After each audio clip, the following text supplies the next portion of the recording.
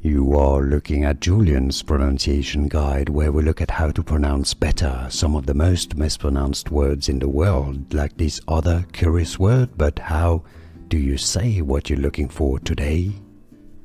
Let's learn how to pronounce this word once and for all correctly. It's a scientific name, two different pronunciations.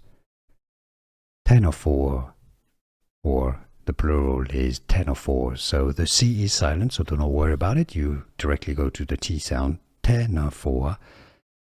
There's also an alternate pronunciation that is also correct in English, if you're wondering, is as ctenophore, right? So yes, two different ways of pronouncing it correctly. Marine animals, they are jellyfishes. Ctenophore, ctenophores, the plural, or ctenophore, ctenophores for the plural. English pronunciation, ctenophore or ctenophore. And now you know. Here are more videos on how to pronounce more confusing words and names too many mispronounced. Like this video if you found it useful. I appreciate your support. I'll see you soon and thanks for watching.